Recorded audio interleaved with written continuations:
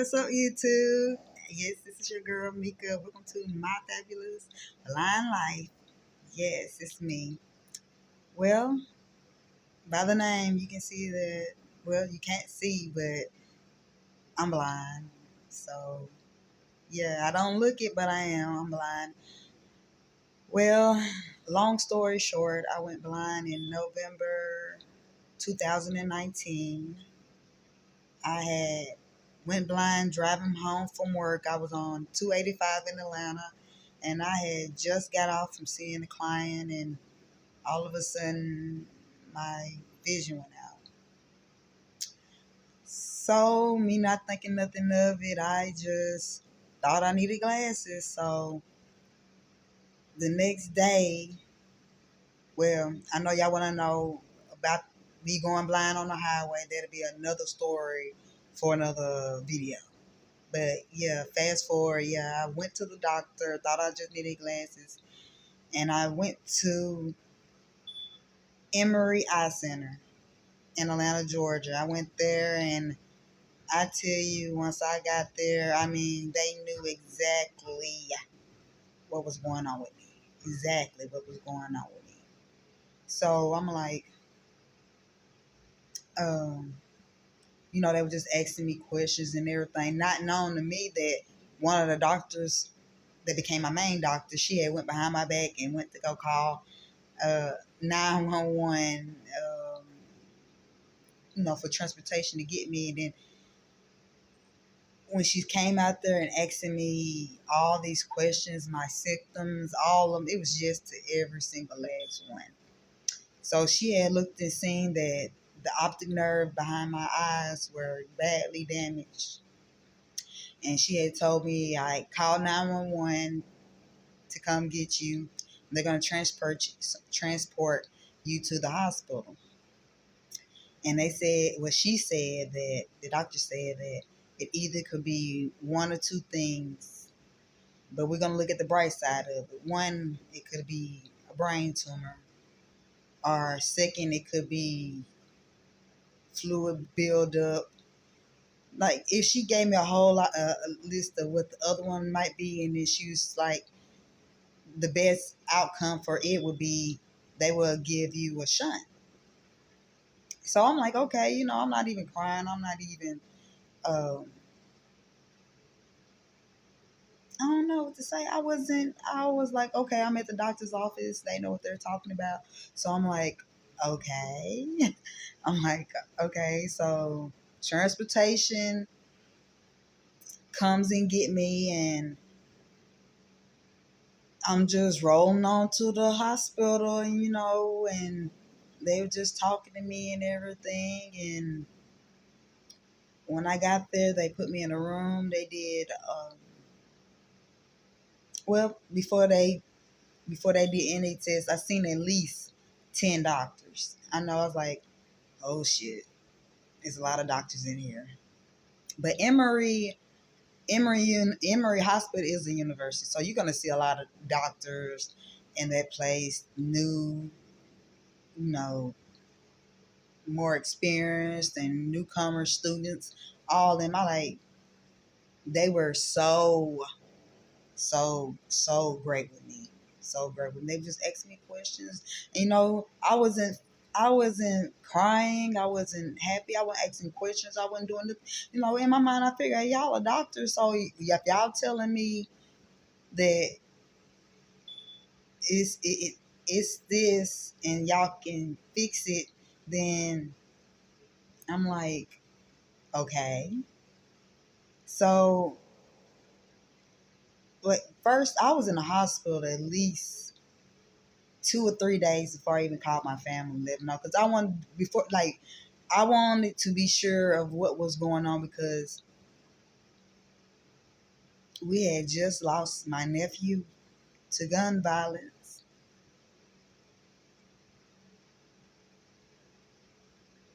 and I didn't want my family to have to worry about me.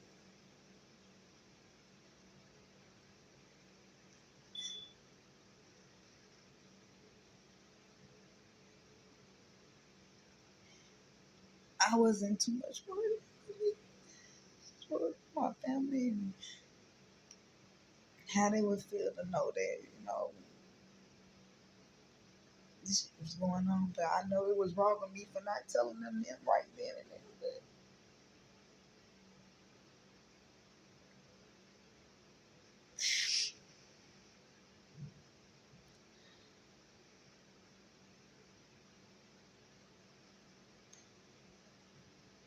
But I've never shared tears for myself. It's like every time I cry, I always cry for my nephew.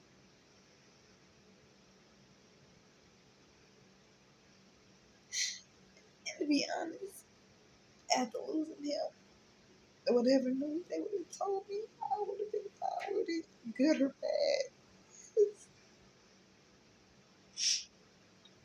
I didn't want my nephew to be alone. But I also had to think of the positive thing and think about the best. Like you have a child, Mika, so you gotta get better for her. You gotta you gotta get the treatment, have the surgery, do all that, so you can be here for her. Yeah, so because she needs her mom. So after I called and told my mom what was going on, she came. She drove all the way there. She didn't drive, but she was there.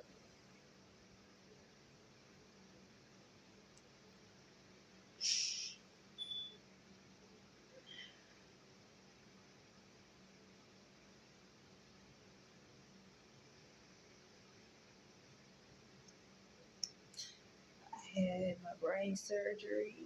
To be honest,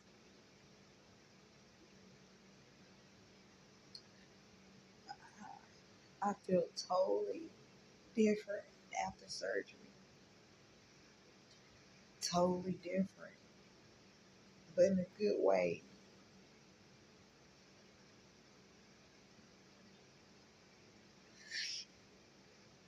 I was so happy that those headaches were gone.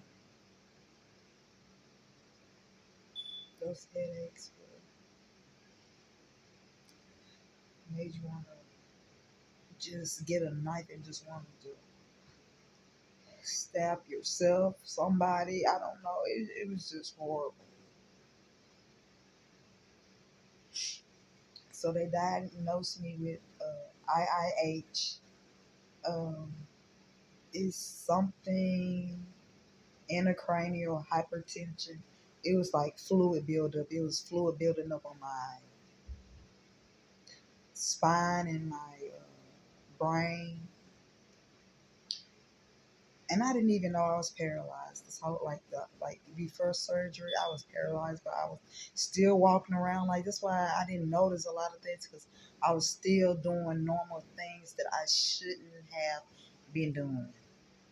For one thing, especially driving. I shouldn't have been driving because of the headaches. I wasn't blind then, but the headaches were so excruciating. I just had to get to work. That's like the only reason why I drove. And I tell you, I was just so happy those headaches were gone. And another thing, it was just, it was just, I wasn't myself anymore. I knew for years that something was wrong, but I'm from Mississippi. We have poor health care.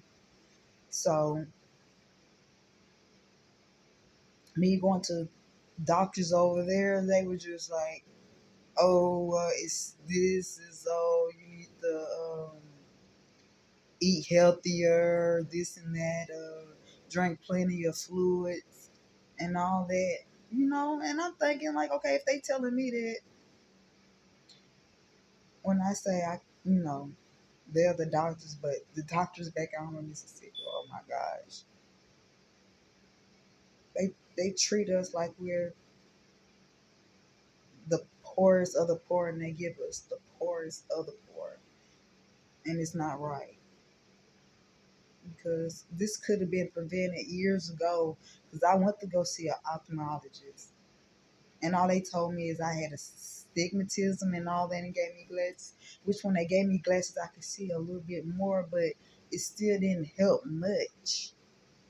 It didn't help much, and I should have known something wasn't right when I went to the ophthalmologist in Mississippi, and the girl that was doing my eyes, she blew into it, and my eye didn't do nothing. But I could feel that my eye wasn't jumping. You know when they blow into your eye and you're supposed to blink, my eye didn't do anything. And actually it felt pretty good. I wanted her to keep doing it, but she ran out the room and went to go get the head ophthalmologist, I'm assuming.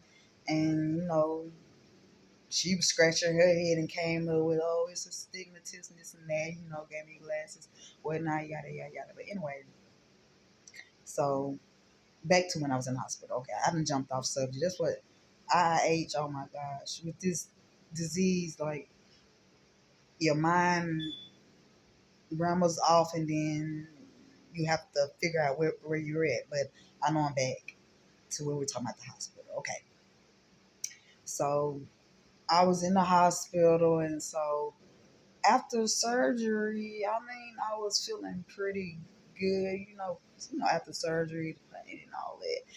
But I was still blind.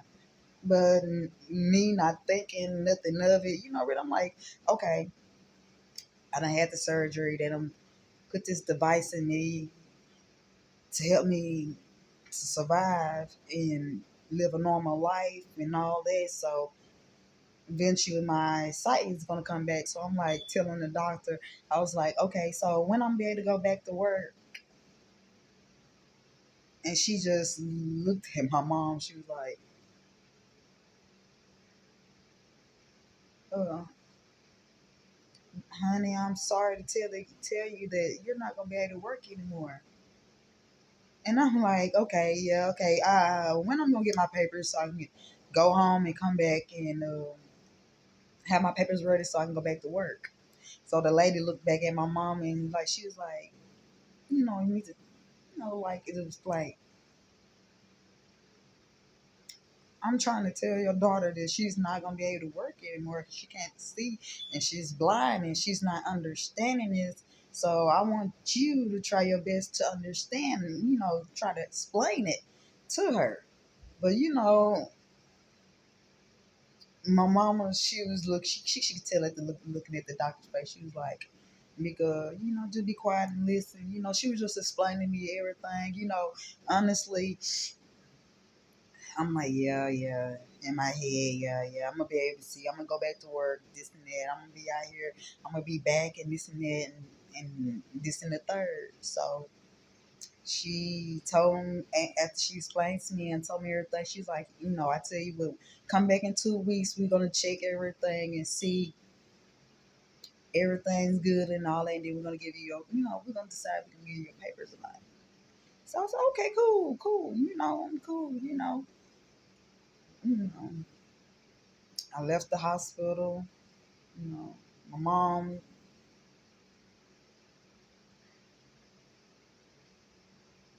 you know, the hospital wanted to keep me there a little bit longer, but I was like, no, my ride's here. My mom said, I said, I'm ready to go. I was up, talking, walking, doing everything like a day after surgery, after brain surgery, like right after. See, so they put a shunt in me. So a shunt is a device that goes from my head all the way down to my stomach that help the fluid to be able to release through my stomach, instead of building up and causing the problems that it was causing, you know. But yeah, so 2 weeks passed and I went to the see my doctor and I wasn't in there for a second. They already had my papers ready for me, explaining to me that I'm disabled, I'm legally blind, and I'm not gonna be able to work again anymore. At first, I didn't know how to feel about it. I didn't. I was like, wow.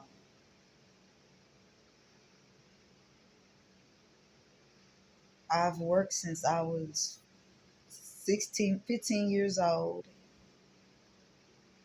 and now at 32, I'm not able to work anymore. I have a child to take care of. I have the life to live. I have bills to pay. I'm like, man, I was working three jobs at the time. Not too people, not too many people knew that I was working three jobs at the time. Working like crazy, making sure me and my daughter had what we needed and what we wanted, and and I made it work. You know, two of them was full time, and one of them was part time, and I just made it work. So, and to find out that I'm not able to work anymore, I don't know. I was just like not believing it, to be honest. Not to believe. But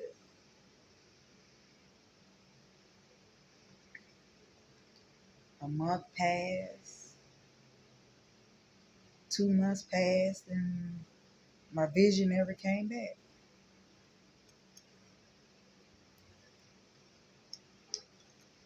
And I want to say it was in February 2020 is when I realized that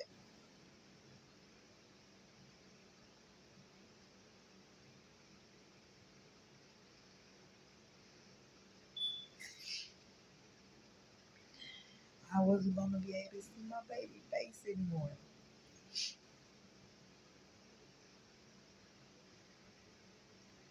And I called my mama. I cried and I had a breakdown because I had to come to the conclusion that that's the only time I've ever broke down about this, about being blind. Just crying for myself. I always cried, shedding tears for everybody else. Because I'm a strong person. And just to sit, I just had one day of realizing that I wasn't going to be able to see my little girl's face anymore. And I broke down. I cried to my mom. And I know she didn't want to break down in front of me. She was just telling me, like, Mika, get it together because you haven't cried since you've been upping. Like, don't do it. Don't do it now. We're gonna figure this out. We're gonna figure out your next steps in life. We're gonna figure this out. Just don't start the crying. Don't start right now. She told me that. So, and I was like, okay, yes, ma'am.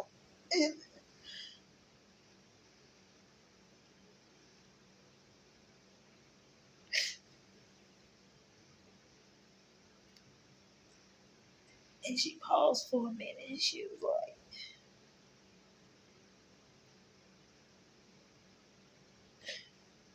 he could have seen thing happen to you. It's the same thing that happened to you when you was born. You had to have the same thing did to you without the device, but they didn't tell me anything else because you had to stay in the hospital a little bit longer. But they didn't tell me. They just said they was just doing the surgery on you to keep you from getting meningitis and all that stuff. And I could tell my mom was that she was kind of hurt because she understood now. She understood why certain things were did. She understood, and I stopped really crying then because I was happy that she understood that she didn't know. I was trying to know. I was trying to figure out for so many years what was wrong with me, but I was I wasn't getting the right answers, I wasn't getting the help that I actually really needed. If I would have got it years ago, I probably still would have this machine in me, but I would have my vision. I would still be able,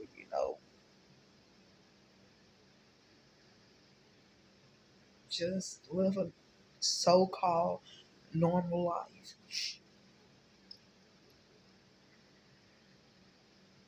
But I tell you one thing, it was the point of my mom understanding and being understood and knew that she was informed on this. I wasn't informed on this. Like, it's nothing that we can do to change the past, but from this point forward, we can do something to better it. And so she asked me what did I wanted to do, and I said, honestly, I just want to go back to school. I just want to go back to school. I just want to finish college. I just want to just know that I still can be a productive person to society and still be out there and living a normal life. And so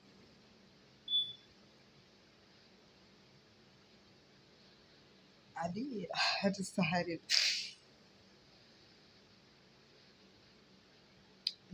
we decided, me and my mom decided that for me to come back home and she'll help me, you know, with my college, with my schoolwork. And so that's what I did.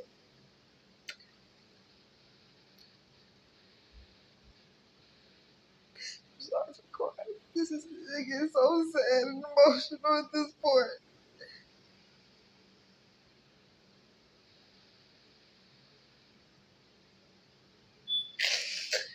So come back home and I started my classes up again, and I'm doing really good. My mom was helping me. She would call me just about every morning at 7, 8 o'clock. We could come on down to the house and cause mom has 3 houses. She said, "Come on over to the other house so we can start on your schoolwork."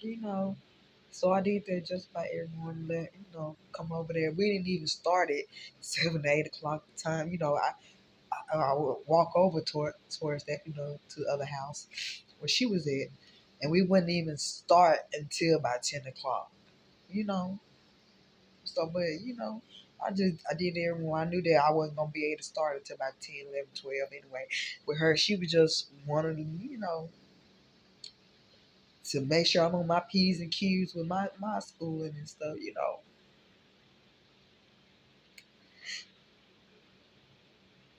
And I did. We was doing good. She was helping me going on my work. We was doing everything. What I couldn't see, she was trying to describe to me so I know, especially with biology and stuff. She was trying to describe the pictures of what the plants and everything looked like, shapes, all that to me and stuff. It was, she explained it to me good, but I could understand it and know it. So we was doing pretty good.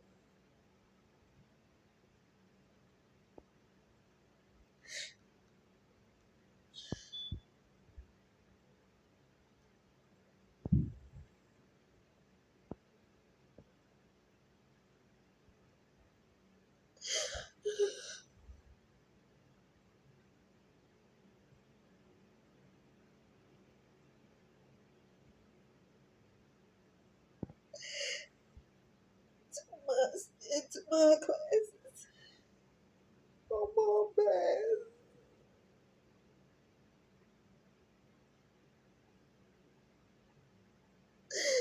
Y'all don't understand.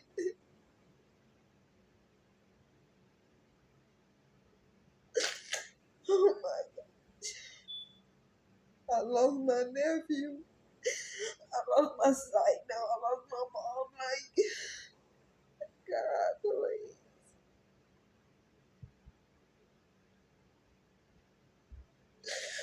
Why? Why?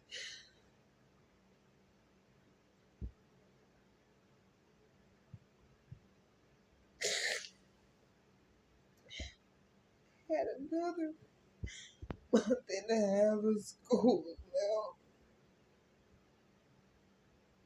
How was I able to focus on schooling? How can I focus on anything when the main person that was helping me is gone?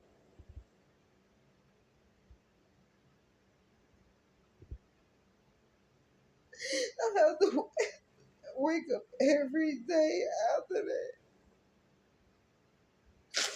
and figure out why, why.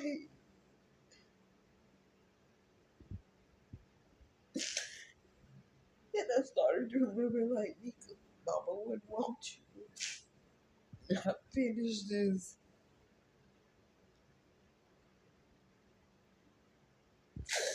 Just finish it for her. Just do what you gotta do for her. You know, just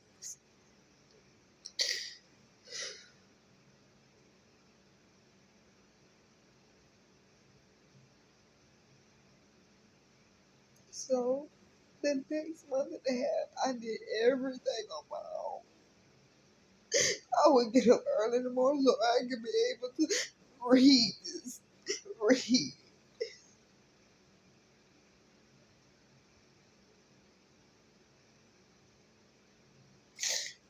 I'm able to see the words, but not as clear. But I can make out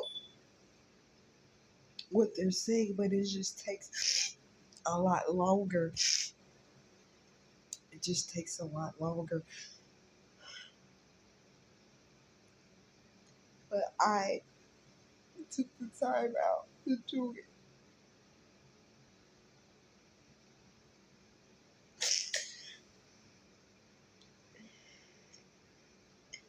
And when my mom was hard working, my mom hard work, I graduated. I got my degree.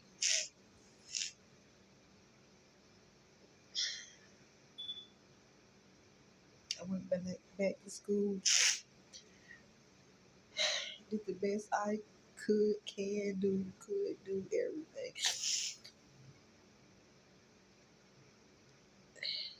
And I did it.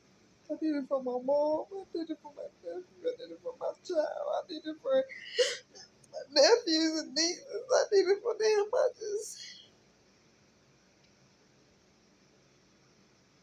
Those kids drive me to be a better person because my nephew's not here to be with them.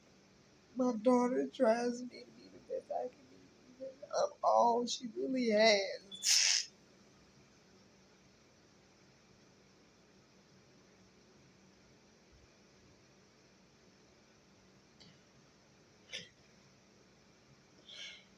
And I did it for her. And I did it for my daughter to show her that no matter what you go through, you fight it. You fight through it.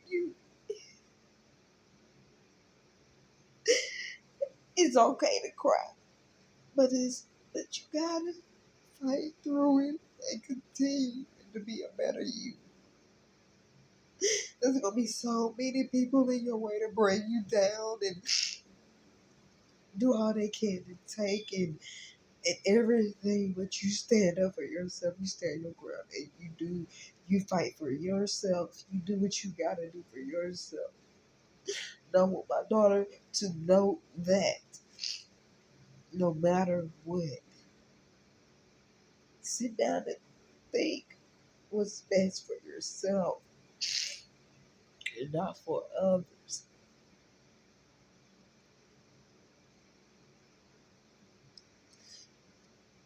I still live a okay life, you know. I say okay with this life. I do things that I shouldn't be doing, but that's just the strong person inside of me. That's like I just don't want to let anything get me down anymore. Like my life is up from here. All I can do is live for me and my daughter, my future, everything that's important to me, and I gotta do what's right by it. Them, it, whatever.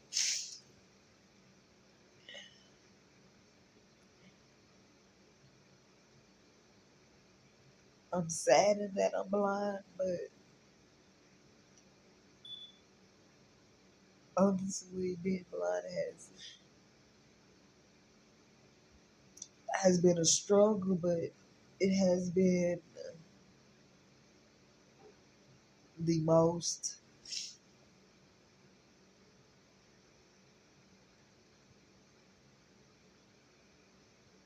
part of my life at this point. But what I mean by that is that I have being blind. I have to prove to myself and others that I can do it. I can do just as much as the next person or even better. And being blind doesn't stop me from being out here in life and being sad and everything. It's like I look at it like this. I don't know how many years I got left on this world, on this earth. I want to live every moment to the fullest. I want to make sure I'm there for the important people in my life. I want to make sure that my daughter, especially, is okay. I want to leave behind generational wealth for her. So I'm out here hungry. I'm out here wanting to do better and to fight, not just for myself, for her and for people in my position. You know, people. You know, it's when people look at me, like when people look at me, they don't think that I'm like they don't know that I'm blind. They wouldn't even think that I'm blind. And when they get to know me, they still don't think that I'm blind because I still do average things, you know, things I shouldn't be doing. But I'm like the way the world we live in, I'll like you have to figure out things on your own first, and then if you need the help, like ain't nothing wrong with getting that help, but you can't depend on others, especially when you're capable of doing a lot of stuff yourself. Like only thing that's stopping me right now is driving. I still live a normal life. I walk around. People don't know that I'm blind, but now since they see this video, they will now. But people, when I walk around, people don't know that I'm blind. I just get out there. I use my other senses Like when they teach you in school your other senses, I have that and I have common sense. So I use them both. I use all of them to make sure that I'm mentally and physically okay. Because it's hard. I'm not gonna lie. It's being blind is hard. It's hard because you have to depend on others. But I try my best not to depend on others. I found other ways that I would not tell other people with people how I get around this and that and how do I make certain moves because people don't need to know your every move. But the moves that I make, that if I go to certain places, I let my friends, my family and stuff know, uh, you know, where I'm going particularly. So, and just in case they be like, oh, okay, she was such and such, that. But however I choose to move around for my safety, for me and my child, I just don't want to disclose that. I just want to make sure that we are safe. But I do want, the world, I just want people to know that if things happen to you, good or bad, just take the time out to really think about where you go from here or go from there. Just think. Just sit down and think. It might take you an hour, it might take you a day, it might take you a month. It's just sit down and really think about life in general. It would be okay. Life would be okay. I try to do the best I can for me and my child. And that's what I'm gonna do. But y'all see me glammed up right now and all red. I'm like, why is she in red? Okay, I'm in red because I'm about to get ready and go out tonight. One of my best friends, this is her birthday week. We've been partying for her birthday. She has all kinds of events planned for herself and all that, and other folks have planned, and we've been having a good time, and I'm really enjoying, you know, getting back out. Like I've been getting back out, but to actually like I had to stop because I had to heal. And once like after okay, I went blind in November 2019 and I decided in December 2020 that I was healthy enough to get back out there and start exercising and you know being able to really be independent. So I decided to just like sit down and just like, what is your next moves? Like, I just want to be happy. I want to travel. I want my little girl to, experience different things, see different people, know a lot more. She already thinks she just know it all, but I want her to actually know from others' experiences, other people's experiences, and learn from them as well. And to know that, people don't always do the same thing the same way. We do things that are same, but we do it different. People have their own way of doing things, and I want her to know that, honey, be the best you. Get out here and love life and do what you can for yourself and for your future. And so you can show your family, your future kids that you were all that the you did the best because you learned from the best. That's all I want for my little girl. But yeah, she's not here with me. She's with her dad's family, and she always spend the summer with them. So I'm finna get ready and party it up tonight, and I got some more little parties I'm gonna hit up this week with my, with my peoples. And so when she get back, I got a huge surprise for her, and she's gonna love it. And it's it's something that I've saved up, man. I've saved up for.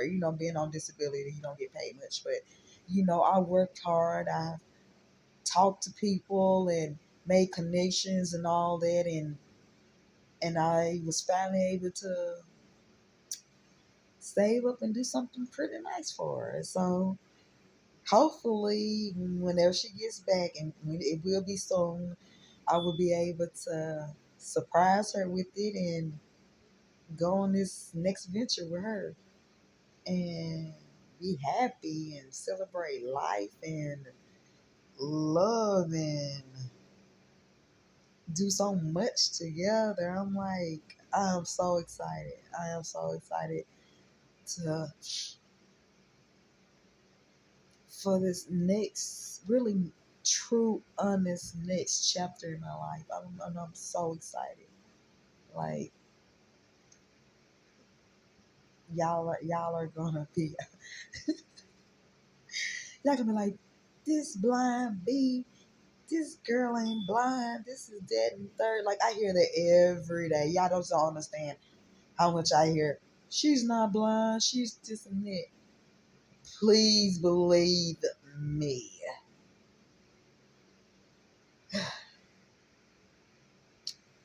If I wasn't blind, I wouldn't be telling, or I wouldn't, I don't tell a lot of people that I'm blind. I say I have a vision impairment, but I do have a vision impairment, but I am blind. I am blind. I am blind.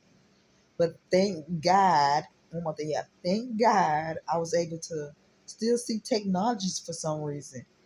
And my doctors can't explain. I don't know. I'm like, this weird. Like, I can't see anything else, but I can see words. I can see, but it takes me time to see them. I can see words, and if they're big enough, I can read them pretty good.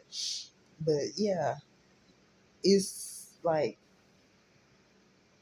I can see technology. I can see the phones and all that, but I see pictures and everything is using another electronic device. It's crazy. I'm gonna show y'all in other videos of how I actually watch TV, how I get around and all that. Like I'm gonna be doing a lot of stuff on my channel that I shouldn't be doing, but hey, you only got one life to live.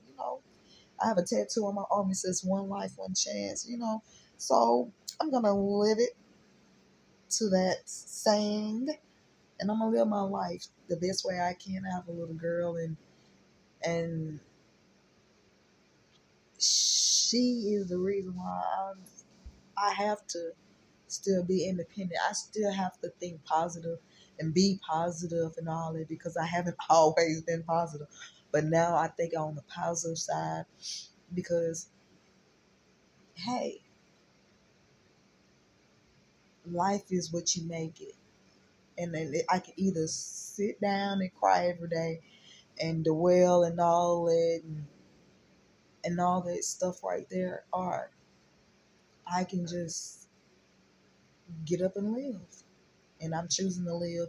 I'm not gonna sit down and because other people don't think that I should be doing the things I'm doing. A lot of people shouldn't be doing the things they doing, but hey, I'm living my life, and that's it. So I'm gonna get ready and go out, chill. And if I miss anything in this video, please put your questions down in the comment section. I will try my best to read them and answer them and get back to you the best way I can. But I just wanted to welcome y'all to my fabulous blind life, and I hope y'all stick with me and join me. Subscribe, and take this journey with me. All right, all right, all right, all right, YouTube. Thank you. So long. Thanks for listening. I hope to see you in my next video.